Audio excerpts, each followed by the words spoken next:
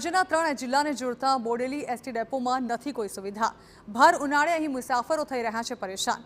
જી હા, સરકારે એસટી બસનું ભાડું તો 10% વધાર્યું છે, પરંતુ મુસાફરોને પૂરતી સુવિધા હજી પણ નથી મળી રહી।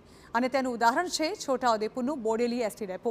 ઉનાળાનો સમય છે ત્યારે 2 કરોડના ખર્ચે બનેલા બોડેલી ડેપોમાં ના તો પાણીની સુવિધા છે, પંખા બંધ હાલતમાં છે અને અહીંના સીસીટીવી પણ બંધ હાલતમાં છે।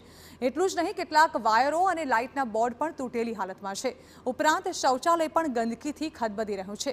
મુસાફરોને ખરીદીને પાણી પીવું પડે છે। સીસીટીવી બંધ હોવાથી ચોરીના બનાવો પણ બની રહ્યા છે, તો તૂટેલા વાયરોથી કોઈને કરંટ પણ લાગી શકે છે। આટલી અસુવિધા બાદ પણ એસટી તંત્ર યોગ્ય નિરાકરણ લાવી નથી। હાલના તબક્કે બસમાં બોડેલી આવ્યા અને બોડેલી પાણી પીવા ગયા, પણ પાણીની કોઈ ઠંડા પાણીની કોઈ જોગવાઈ નથી। અને જોયું તો સત્તાધીશોને પૂછીએ તો કોઈ સીધો જવાબ આપતા નથી। અહીંયા પંખાની કોઈ સુવિધા છે નહીં, પાણીની કંઈ સુવિધા છે નહીં, પાણી પણ વેચાતું લીધેલું છે, કેમેરા બંધ છે। તો આ બાબતે એસટી ડેપોના મેનેજરને સવાલ પૂછાતા તેમણે પોતાનો બચાવ કરતા કહ્યું કે સમગ્ર બાબત ડેપોની મર્યાદામાં નથી અને પત્ર વ્યવહાર કરીને વિવિધ વિભાગોને જાણ કરી છે।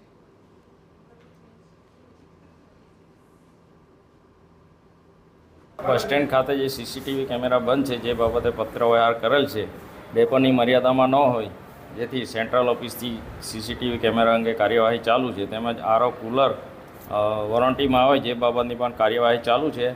અને દિવાલ ફેન અંગે પણ ઇલેક્ટ્રિશિયન અને ડેપ્યુટી એન્જિનિયરને જાણ કરેલ છે અને એની કાર્યવાહી ચાલુ છે।